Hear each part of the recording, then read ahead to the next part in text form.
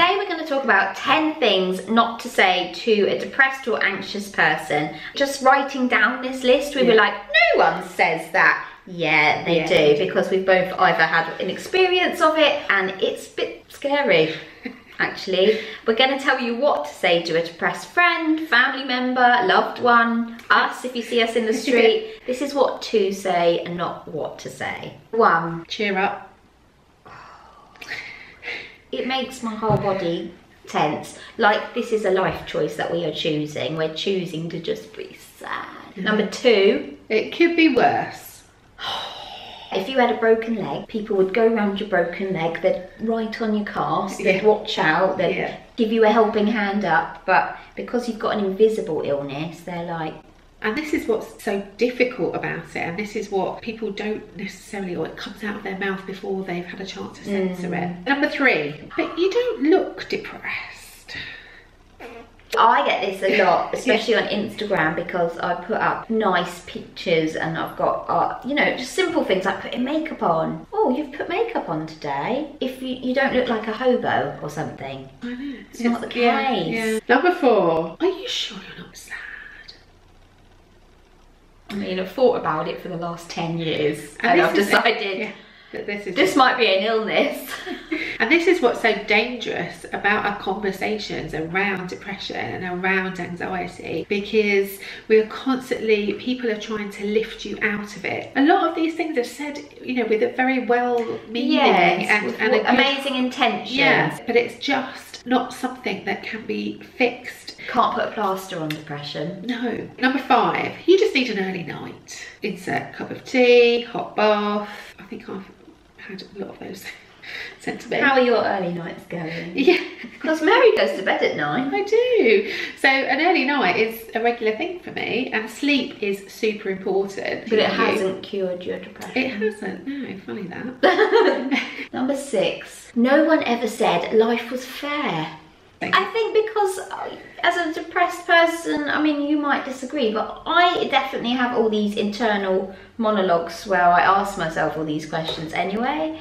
So I think almost, even if it does come from good intentions, the fact that someone else would say that to you is just like, well, I guess it validates the devil on your shoulder. So you're just like, oh. Like, having depression is a real luxury. Yeah. It doesn't feel like that, I can assure you. So that's a really tricky one. But I just think, yeah, no one ever said life was fair. But should it not be?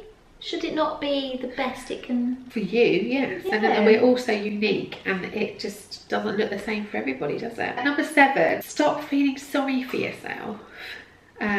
Definitely had this one on more than one occasion. This isn't something that we kind of choose to wallow in. In my dark days and my dark times, I do tend to surrender to it now, so I have a different mindset with it. I surrender to it and I ensure that I have a slow day, so I don't have a diary filled with stuff that I have to do.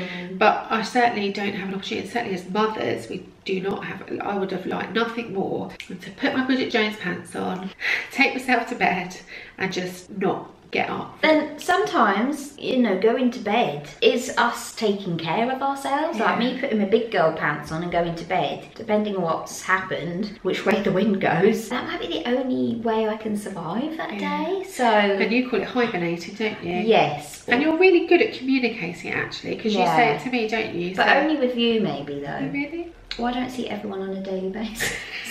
Yeah, the code hermit is... Code hermit. I need a 8. Have you tried chamomile tea? There's a lot of things. Have you tried chamomile tea? I don't like chamomile tea.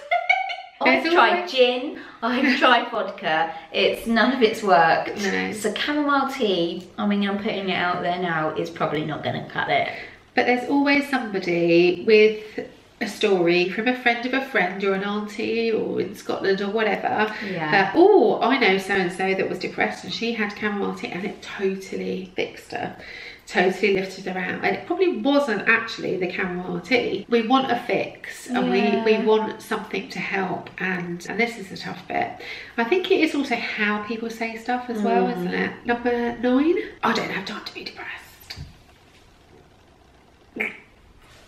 We haven't got time I mean, this whole video is just making me mad. I don't have time to be depressed, which again just makes a depressed or anxious person feel more depressed and strangely anxious about their depression and anxiety. It's not like I carve 2 hours a day to be depressed. Don't know about you. No, I don't schedule it in my diary. You can't schedule depression, unfortunately. I think there's guilt and shame around depression and anxiety because of it being an invisible illness. That brings us on to number 10, which is, but aren't you on antidepressants? Yeah. I am, but I still have dark days. It's actually antidepressants keep me at this level, but I have to do a lot of work to keep me up here. Every day's different. You just don't know which way the wind's gonna go. So helpful thing to say to your friend who is depressed are intelligent questions. And when we say intelligent questions, not just the how are you, what you've been up to, that kind of stuff. What did you have for lunch? This is about, you know, what made you smile today? You know, did something make you laugh today? And there will be something, you know, Russell Brand made me laugh yesterday. She goes. My mate.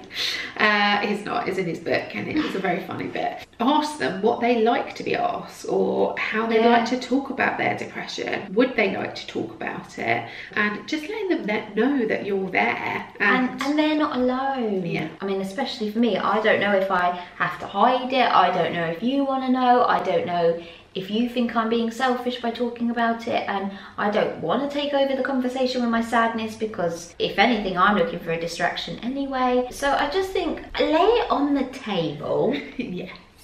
Have a grounded adult conversation where you're both the adults, you know, it's not like you're looking after me or I'm being persecuted. It's just more like you're adults. Let's just have an adult conversation, listen to what that person is saying, because that's one of the biggest problems with the how are you question, is people are all ready to react to you saying I'm fine, but actually if you're like, well, yeah, today's been tricky actually, mate. It is honestly quite easy. Yeah, and ask them what helps, because everybody will be different. Yeah. To say what helps you, what can I do, you know, to help you. Have the hard conversation, because a hard conversation for an easy life is better than the 10 things that we listed. Absolutely. So if you're struggling with what to say to a depressed or anxious person, then we hope this video has helped you. And we can do better. We can handle this so much better than we do right now. And it's starting a conversation. Because life is messy. Thanks so much for watching. If you liked the video, give it a thumbs up. Leave a comment down below, and we would love to hear what you'd like us to cover next. And we'll see you in our next one. Bye!